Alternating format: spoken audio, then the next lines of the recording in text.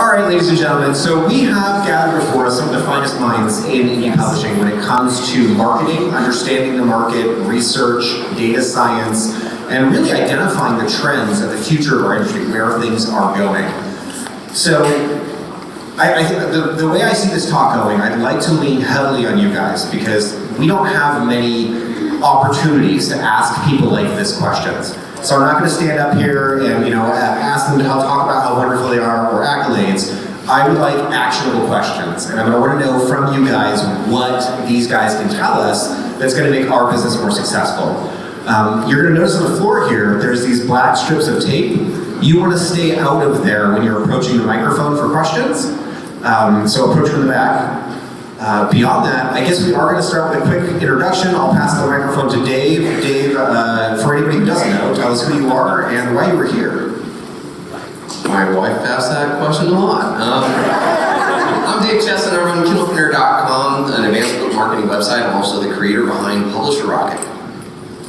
All right, so Alex Newton, running K-Lytics, which is a big market research provider for the publishing industry. I'm Jim Caplan. I'm a retired organizational psychologist. I do a lot of work with LMVPN on their JIT, and somehow in the process we started doing readership surveys, which was kind of interesting because I've done customer satisfaction surveys for the last 45 years. So it was fun to bring that technology and that expertise back into a whole new place because people were saying, where are we? What do we got? Who are our readers? What do they want? And we can get them these ways, or we can ask them. And so that's what I do. Excellent. Wonderful. So I'll start with a question. I'm going to have all three of you guys answer this. If you have a brand new author come up to you and they say, I'd like to do some research on my market, I want to find a place for myself to sell books, what do you tell that author? What is a starting point you give them? I think a lot of it is first identifying what it is you truly want to be known for. As an author, you can either target specific questions that are out there on the internet. You can target a specific pain point, you can target a specific genre, but one thing I think that is important is that authors really try to stay and build upon books. So if you choose one thing, it may be hard the first time, there may be a lack of launch effort or marketing knowledge, but when you do the second thing, it builds upon the first, and then the third and fourth. So starting in that and thinking about it, not just from a right now, but where do you want to be long term, and where do you want to be known for, and what do you want to write? I think is question number one. So I can only add to that, start the research with yourself, not as an introverted process, but what do you love to read, right? What do you love? Because when we look at guys like the Kindle All-Stars and the statistics around them that we showed, you're in for the long haul. It's like, years, can be a decade, can be even longer. So don't go into, oh my God, I'm gonna go into legal thrillers because it's a hot market. I have no clue about legal proceedings. I hate John Grisham, but it's a good market. You get the idea. Yeah, I would say the same thing. I would say, look at what you love. What do you like to read? What are you comfortable with? What's your knowledge base? If you come from a scientific background, it gives you one set of skills you can use. If you come from a theatrical background, it gives you another set of skills you can use. But mostly it's about you at the beginning, I would say, right? Before you even start to put words on a page, you have to decide, who am I? What do I want to say? Beautiful. So let's say that you've done a little bit of soul searching. You've decided, okay, I want to write Westerns. This is the genre I want to get into. I have a little bit of information about what's available. I took a look on Amazon. I saw a few books. Where do I go from there? And do I start with purchasing a product that's going to help me research my market? Or do I go find a community of authors to join? What's the best way to proceed? Yeah, and I'd say that. So the first question we talked about was you. The second question is about digging a bit deeper and trying to understand where you want the best opportunities. So say, Westerns are a great example. Westerns have been, I think we were talking about this before, that the Western genre used to be amazing. It used to be huge way back in the day, and then all of a sudden it fell off. But then we see these movies that come in randomly, like one director decides, I'm going to do a new Western, True Grit, here it comes, you know, and we start to get some of them in, and there's an ebb and flow of interest in books, because once people see said movie, they get excited. But there are certain sub-genres of Westerns that are really picking up, that are taking momentum. Being a part of, like, for example, Weird Western, I think is one of the describers, which is like almost a bit of a magical dark magic, supernatural Western, right? Those things. Cowboy, yeah, to an extent, like those are really picking up. Now, maybe you're vehemently against that because you're a true Western person, that's cool. But I would say though that you could really, if you enter into that market at this point where it's heating up, you can really accomplish a lot and a lot faster. It doesn't mean that you can't succeed because you chose a classic Western to be your thing, but you will be a part of the upstart. Think about it like when Twilight came out. Man, if you wrote a vampire book, a vampire love romance, sparkly, whatever, sorry, that's not the thing, and you submitted it to a publisher at that point, they were just gnashing at the teeth to get their hands on anything. Okay, and you didn't have to be the most amazing writer at that point, you just had to fit their need. Same thing with the market, and publishers are doing that because they see the market research and they know that this is hot, they know that people are buying books, they just need the books. So whether you're going published or whether or not you're self-publishing, understanding where that market is and what's heating up, and being right there as the wave is starting, can be a major accelerator towards success, but it's not the only way to success. Yeah, I couldn't agree more. And once you get into this more, let's say, a little more sophisticated approach at what are the hot and trending sub-niches, of course there's, tools out there, there is communities out there like yourself, there is Amazon itself. You just, start looking at Amazon, okay, what type of books are up there? And you can give that type of research different degrees of, say, sophistication and complexity, right? And I think the worst that can happen, especially for the beginning writers, is this death by analysis, paralysis type of thing. Because the more experienced ones, they know what they're looking for. So they're efficient with their research. They know what tools to use. Do I want to research keywords? Do I want to research categories? Do I want to do a very strategic research and look at 10-year trends on Google Trends, right? So once you get to that next level, make a good choice between how much time do you want to invest and be like 100% certain that whatever, the cozy mystery happening on a cruise ship involving a murder with poison is the thing in 2020? Or do you just say, okay, I'll get on with it and write something roughly, cozy mystery, Agatha Christie type of thing, See what fun it is to be the last speaker on a question. So, know your market is easy to say and really, really hard to do. And one of the things that I heard yesterday at the Amazon presentation, which just made the hairs on my arm stand up, was that they have done a global readership survey and they have posted the results on the web. Has anybody seen it yet? Okay, it's on something called Amazon Day 1, which is their blog post. I can't wait to get back and really dig in to see how much they're giving us or whether it's a big tease. But in the past, when we've done readership surveys, we say, oh, well, that's well and good, but we don't have anything to compare it with. Is this more women than men? Typical, or is this usual, or does this represent the market, or is this just our readership, or do we have sampling bias? There are all these questions that we have to ask, and nothing to give us any baselines. And I'm hoping now that we can say, oh, we have more male readers than the average, than the whole global readership. So those are the kinds of things that we want to start with. Who, first of all, what is the audience? And second of all, who do you want to appeal to? And sort of focus on that market. And these guys have lots of good ways to do that. So a question for you, Jim.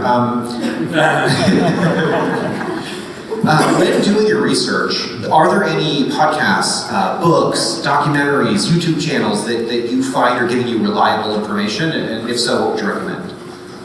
You mean in the way of data or methodology? So something that we as authors could maybe go watch and learn from a little bit more so we could get better at analyzing the market, something that could teach us as a resource. You know, I don't know. I really haven't seen a lot out there. I wouldn't be doing it myself. Do you want to make a podcast? Was that? I said, do you want to make a podcast? Well, you know, I haven't thought about that.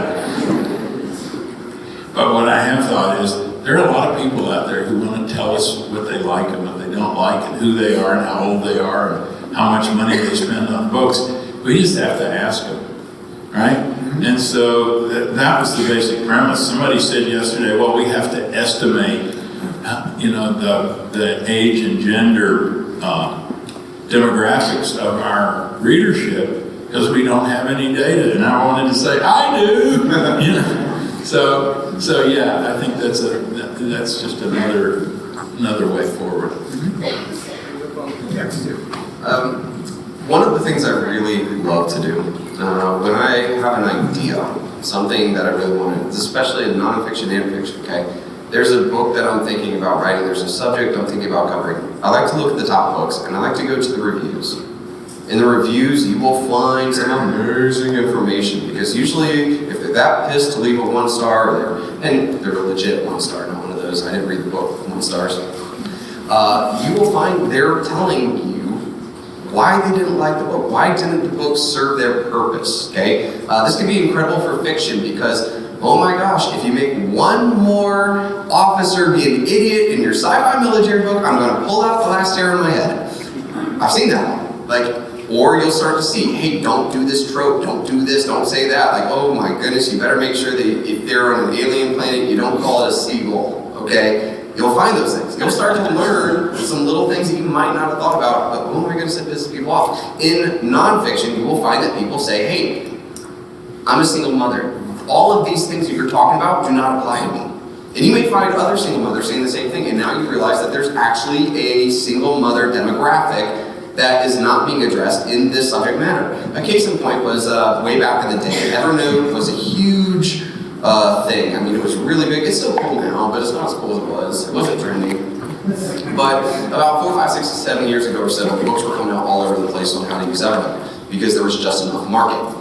However, though, we were able to discover that there were a lot of people who were specifically looking for Evernote to address their particular need. In this case, it was students, it was teachers, it was lawyers, it was project managers. There were actually those people typing in those words into Amazon. They were searching for Evernote to be translated to them, not just Evernote at all. And I think that when it comes to the market research, I think this is really important because I'll tell you this, is that you either write a book on Evernote and you compete against the 700 other books on Amazon and you gotta outsmart them, you gotta be a better promotion person, you have to be on top of it in order to benefit from the giant market that exists.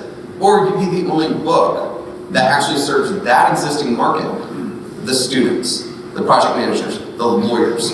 It doesn't mean that you just change the book and now you're complete. You're taking your knowledge on this thing and you're translating it to an existing market that has a need.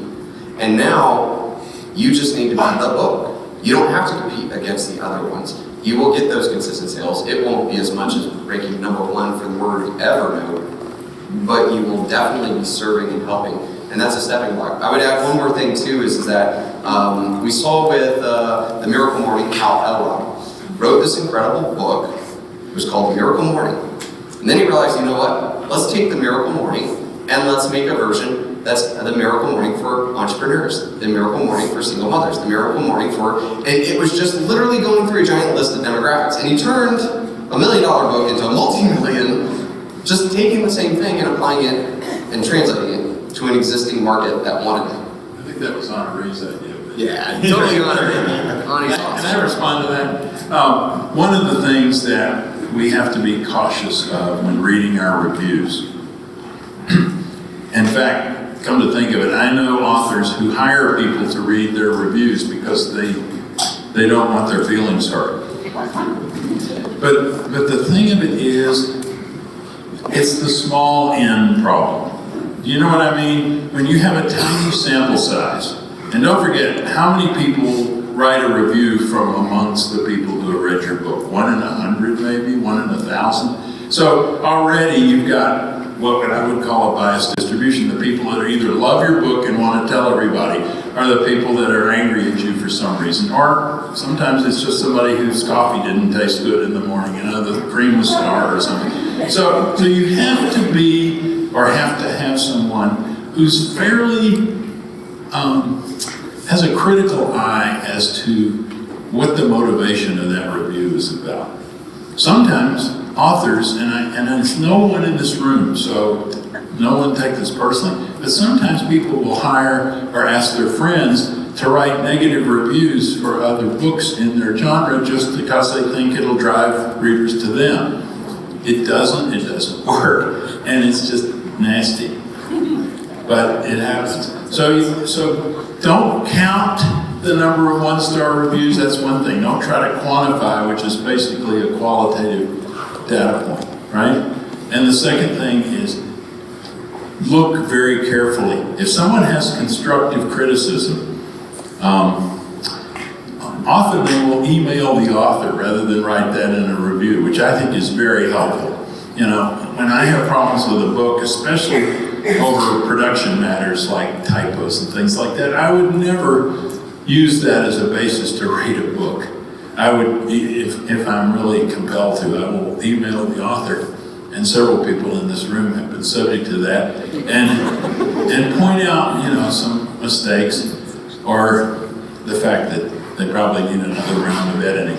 But be careful when you use your reviews for quantitative kinds of analysis, because you don't have the right numbers, you don't have a representative sample, and sometimes people have funny motivations. That's all I would say about that. This is a great discussion. I'm going to jump in on that point, Alex, if you don't mind. I'm a huge proponent of checking your own reviews. I have a chapter in Right to Market that says to do exactly what Dave is advocating. Go in the reviews, look at your 1 stars, look at your 5 stars. But I also agree with Jim in that this can just drop you to your knees. If you get a review that just sort of hits you in the right place at the wrong time, it can really hurt. So be strategic about how you check your reviews, but this is the single best source of data we have. And Jim is right if you want to look at this from a statistical analysis standpoint. It is not a statistically relevant sample size, but it is the only sample size you have. And so that's why I rely so heavily on it. And I've learned a lot about my books based on it. I don't want to beat this topic to death, but there's one point I do disagree, which is I think you can quantify qualitative data, but it's about the sample size, right? So, for example, what we once did in the children's book project, we looked at, I think, 2,000 reviews, across a whole age set, and really figured out, and we took out all the 1 reviews and the 5 reviews and which ones looked legit, and started counting what are people saying, and all of a sudden you get factors you wouldn't even have expected, where all of a sudden, of course you get great cover image, it's educational for my kid, but all of a sudden you get a major buying factor, which was paper quality, because once the juice is spilled over the book and the book is broke, it doesn't work. Combine that though, the one thing I want to add is, don't forget the real world. Now the real world is not your sister or wife telling you that's a great cover. But if you do a children's book, spend a day in front of a bookshop and see people coming out, especially parents with their kid. These are 3 covers. Ask the kid, ask the adult. And guess what? We tested 50 covers and there was only 1 cover which resonated with both the kid and the parent. You get the idea? So there's a real world out there and there's a virtual world out there. And sometimes, we spend so much time on the Amazon shop and Google Trends that we forget the real world. And, do that, incorporate that into your research. I'm a good believer in text analytics.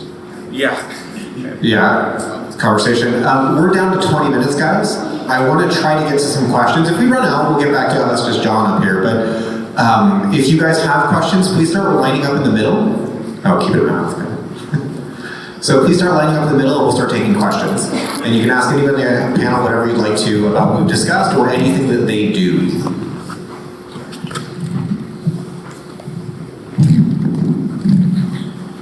Good morning, guys. I hope you don't mind, but I have kind of a get out market research method that I use that I found pretty effective that I think anyone could use. So would you mind if I just shared it very quickly? This isn't so much of a question as Not relative. okay. So a lot of authors, who maybe aren't as sophisticated with, analytics and numbers and stuff like that, a lot of them look at market research as like a method with which to figure out what they're going to write. So like, let's say you're a romance author, but you don't know whether you want to write historical romance or steamy romance or supernatural romance. You just know that you like romance and want to write it. So a really kind of good way to gauge your market is to use Facebook advertising. Now, I know a lot of people are kind of scared about the idea of advertising on Facebook, but what you can do is you can take $20 and you can create, let's say 3 ads, one for historical, one for steamy, one for paranormal. And you just send those ads to a random Amazon book in that genre. But you write the ad to attract people who like that type of book. And then what you do is you target the audience based off of general interest. So the paranormal ad, you target romance, paranormal, stuff like that. Historical ad, historical romance, Victorian age, stuff like that. And it's just very broad, it's very general. And the great thing about Facebook is that after you run your ad for a little while and you have enough data, you know the exact demographic of the people clicking on your ad. So you'll know that for historical, it's women age 50 to 65 plus. For paranormal, it's majority women age 18 to 25, whatever. So the Facebook ads is a real ghetto way of getting to know your demographic. But also, interestingly enough, if you run those 3 ads, you can see which one gets the most clicks. And that one tells you which is the most popular genre that you should be Not necessarily. Not necessarily. Like I said, this is ghetto. This is the ghetto version. But the cool thing is like, let's say you focus on paranormal, and you know that you're writing for a specific demographic.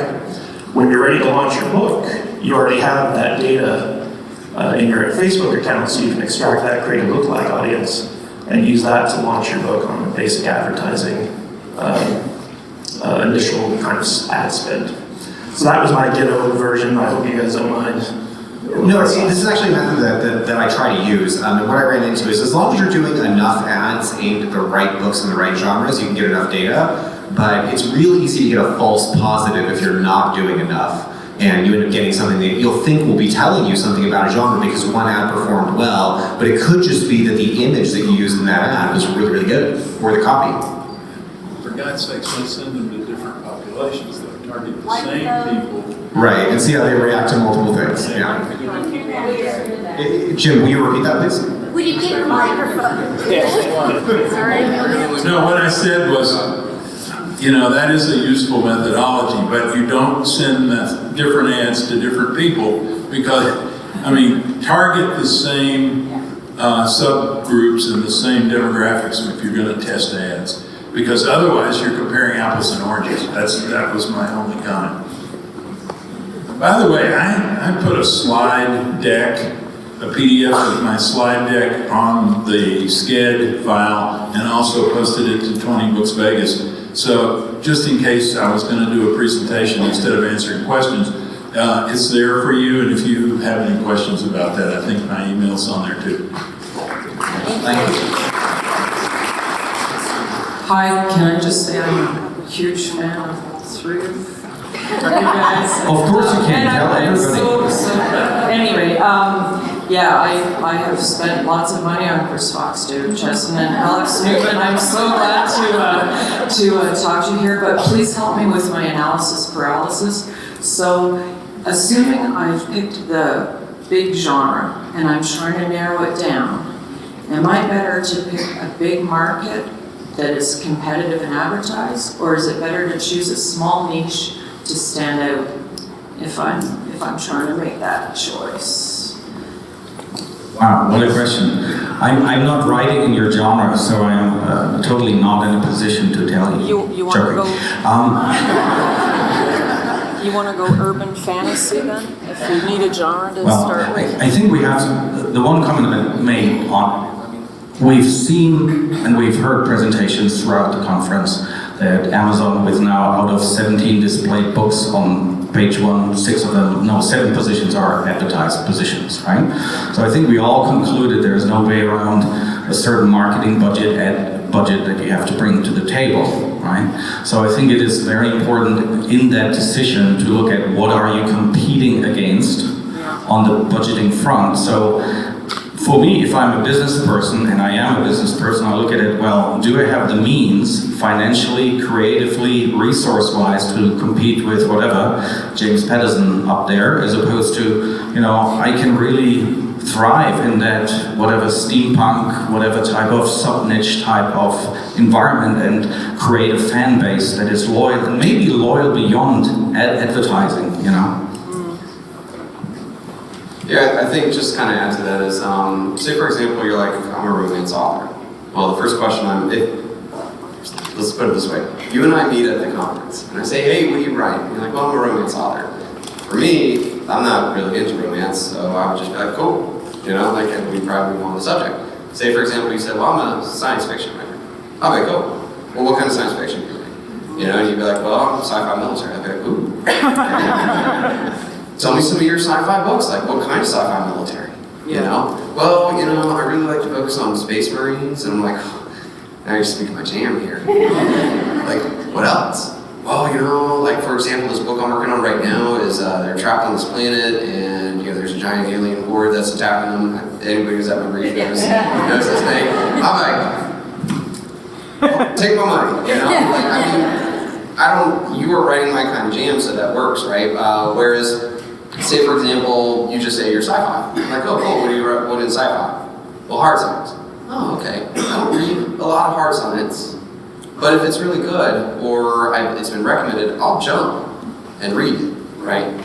So I guess it's kind of an example of just kind of showing that, you may select a major or a broad category that you center in, but in understanding how to quickly tell what type of real book it is that you've written, whether that's through, like we talked about, was time settings, character types, genre, the tone of the genre, those sort of things, really help to paint the picture. And those diehard fans that do exist in it, they will gravitate to it so long as you've done a good job in it. But if it really starts to take off and people really do like it, you're a great writer, that's where it really comes in. When you are a really good writer, people that are fans of other genres, other sub-genres, I guess is the best way, the sci-fi fans, will come over and read this type of book. And I think that's kind of a better way to look at it, is understand the market you truly want to write for, and you will gravitate to them. But when you're a great writer and you are creating an epic work, the rest of the science fiction market will come to you. So for me, if you still need to answer the question, when I'm making a decision on what genre writing, let's say my choices are I can go into urban fantasy, which is very large, or I can go to steampunk, which is very small. I love both of those two genres, so if that's the situation you're in where you can write one or the other, you're going to have to look at where those books can perform and decide what works for you. So the top steampunk book might only earn you $1,500 a month, and you're spending $300 to $500 in advertising. In urban fantasy, you may find that you need to spend $12,000 a month, but that if it works, you're making $35,000 or $40,000 a month. So you have to ask yourself, like, how much risk do I want to take on? Am I more comfortable doing something like, a smaller genre where I can be kind of a bigger fish in a small pond? Or am I ready to go all the way to the top and try competing with those people? Yes? All right. Well, first, I want to say thank you to all of you, because I downloaded your survey. I read K-Lytics, not Publisher Rocket, read your books. You guys are awesome, thank you. But this is kind of directed at Dave. So I'm a clean Christian romance writer, and I have about 65 titles. I participated in your keyword thing, so thank you. Thank you. Here's my question, is when you're in a book, you release a book, and your rate starts falling, okay? And I have been subscribing to the system, hit it hard, and then, I have seen, especially recently, it'll tank a little bit. At what point do you start changing those keywords? Yeah, so keyword changing. Because when you just said in your other thing, like when you initially change, it'll fall some more.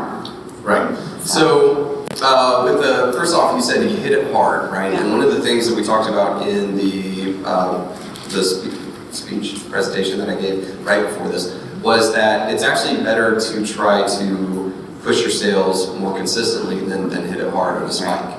What we found is that when you show consistent sales, Amazon will naturally start making you better organically for certain words because you're just proving to be a consistent sales force. Right? So let's say that I do, I book some more ads, I start leveling off, but then it starts, like at what point do you start changing those keywords, just in general? So I think, so the process that I like to use for changing keywords is I definitely do not change all 7 of the boxes at once. The reason for this is that you may know, like there may be one keyword phrase that is actually your golden goose, okay? That it is the one that's right. Granted, you're seeing a drop off, but it's the one that's still making the sales. And all of a sudden, how do you know that, Dave? So I like to start with 2 at a time. Okay. 2 boxes at a time.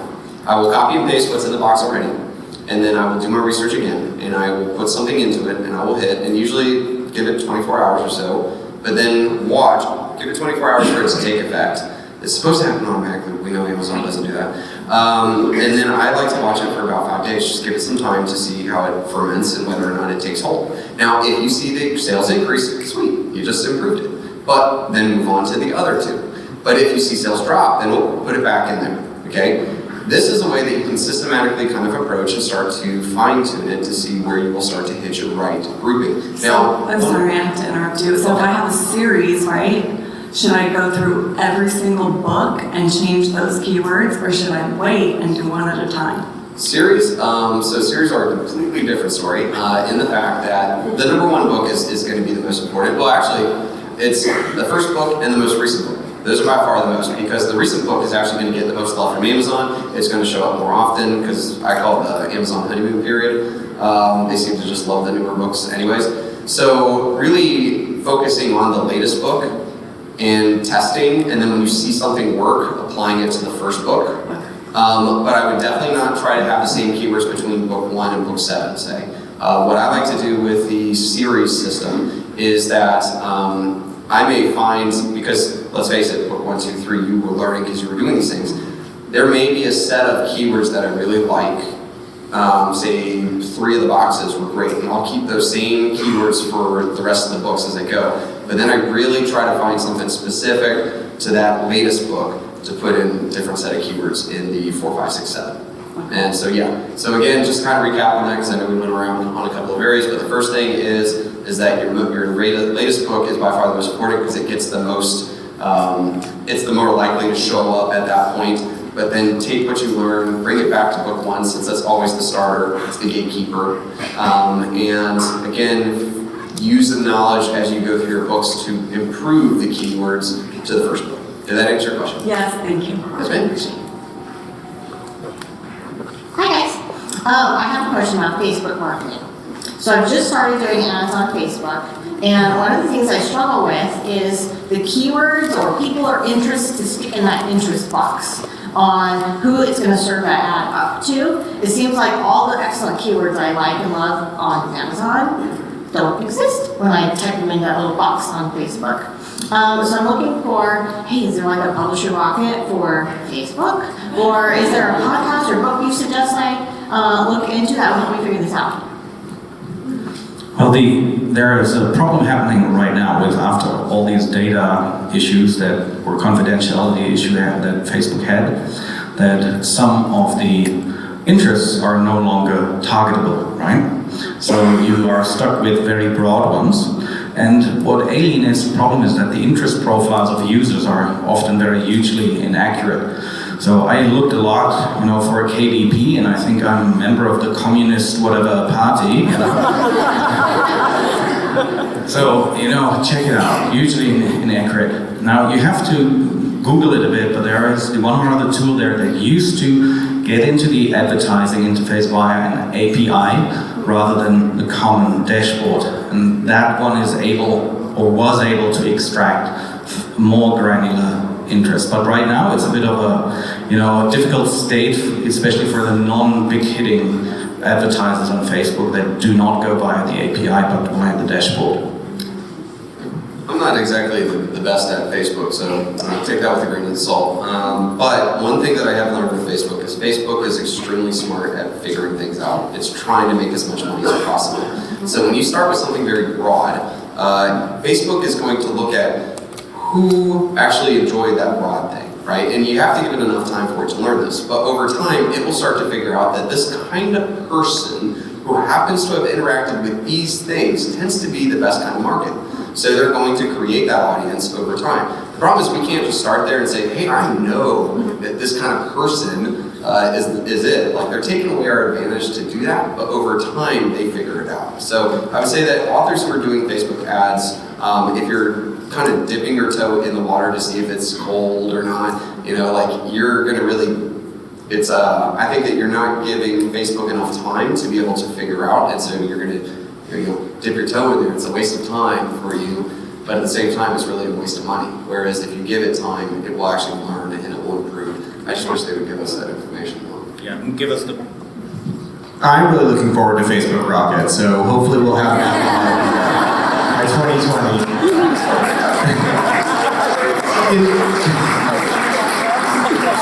In the meantime, what I do is I try to go further back in time. So you've got a sweet spot window with Facebook where if it's too old, it didn't exist because it had its heyday before Facebook existed. If it's too new, Facebook hasn't done anything with it. But if you go far enough back to, like, say 2005, 2008, you can find most of the interest that you're looking for. So I'm somewhat limited in what I can do for my ads, but I mean that's kind of the only tactic I can do when I'm not finding the search terms that I want.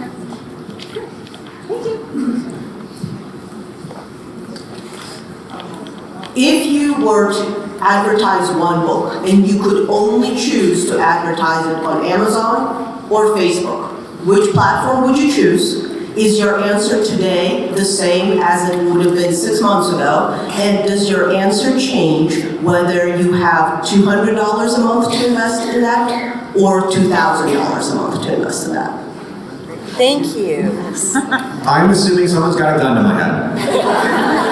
Because why would I not advertise on both? Yes. For the purpose of this question, because I really want to figure out which platform, because I really want the answer to this question, but also because really learning an ad system takes a lot of time. So at some point, a decision might be made that I can only invest the time into properly monitoring ads on one platform or another, which is why I created this gun setting. Okay, so I'm assuming you have a gun. For this question. I'm assuming you have a gun. I would go with Amazon. No, it would not change if my budget was $100,000 or $10,000 or $500. What's the third part of the question? Is your answer the same now as 6 months ago? Yes. I love the point you made about not trying to master both. The truth of the matter is that if you dabble in both, you'll see low results. The people that are truly benefiting in either are the ones that made the one thing their thing. And I do love the idea that over time, you start with one, you master it, and then you master the other one, and that's when you start really taking prolific steps as an author. But if you're trying to write a book and then do this Amazon thing and do this Facebook thing and you hear about Pinterest, and all of a sudden you're spinning your wheels and you're going nowhere. So I would 100% say stick with one and master it. My favorite is Amazon because the way I see it is that with Amazon, well, let's start with Facebook. With Facebook, people are looking at cat videos, they're enjoying something, they're totally looking at somebody else's cool pictures in Cabo and thinking that son of a gun. And then all of a sudden, you're trying to convince them right then and there to stop looking at those things and take action on something else. Okay? Now, you've got to convince them to come over, and maybe your Facebook ad direction is to get them to buy the book right then and there. So now they've got to go from Facebook over to Amazon. They then have to get in the mindset of, I'm going to buy right now, which, let's face it, that's not always the case, especially if your kids are yelling at you and you're supposed to be doing something else. Okay, maybe I'll come back to it. But all right, say you convince the person now to buy. Now you got to convince them to buy your book right then and there. That's a lot of steps. In my mind, that's a lot harder than the person where it's like they're on Amazon, they're searching, they're ready to buy, and you're just trying to get in front of them, and you only pay when they click on your book, which means that they were interested in it. So I think that that's a bit of an easier step, but I love the question that you said about the 6 months, because you're right, it has gotten harder, or I think that's what you're alluding to, was that as authors have become more educated in Amazon ads, and Amazon's been changing some things and doing things, there's a lot more to learn. There's dynamic bidding, there's negative keywords, there's broad match, specific match, there's all these specific things. I would argue, and I still agree that 6 months from now I would still do it, is because it just means it takes more learning. But when you do that extra step, you gain that competitive advantage over the probably 90% of the authors that don't take that time. So Amazon, same 6 months as now, and no difference whether there's a $200 or $2,000 budget. That's correct. We're gonna let them answer the same question, but this is unfortunately, folks, the last question. We are out of time, I'm afraid. Wait, which question? The next one? Yeah, let's have one more question. Yeah. For the other two? No.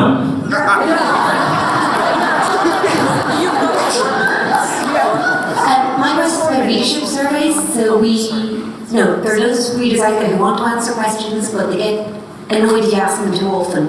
So how often can you query them or poll them to get good information without losing their will to participate? Like, what's the ideal frequency to poll your readers? I personally think they behave like any other population on a newsletter, so you don't want to pester them like, X times a month. You have a whole presentation on it, right? So you refer them to those. Yeah. So look at my slides. One of the things that I didn't go into because it's really too complicated for first blush is that there's a relationship between the length of the survey, the amount of burden on the respondent, and how often you can bug them again. Because after a while, my feeling is if you have more questions than you can put on a page, it's too long, right? So I think 5 to 7 minutes is about all you can ask somebody who, even with incentives, and we haven't even started talking about incentive, but 5 to 7 minutes, short, easy to answer questions, maybe once a quarter is what I would say. That's just off the top of my head. I think we're out of time, right? So we cannot take any more questions. But, to come back out of the detail, I think it's very important to say that we cannot be perfect in every ad platform, everything there is to research, etc. But as a philosophy, try to do whatever you do as a professional. And if you have this, right above here, have your the wife hovering behind you, or the corporate advisory board, whatever you do it like a professional. So before you commit your career to another 15 years of writing, ask yourself, what would a professional do before taking that decision, right? Or you do a certain ad, what would a professional do before committing $30,000 to an ad budget? And I think with that research philosophy, you will fare well.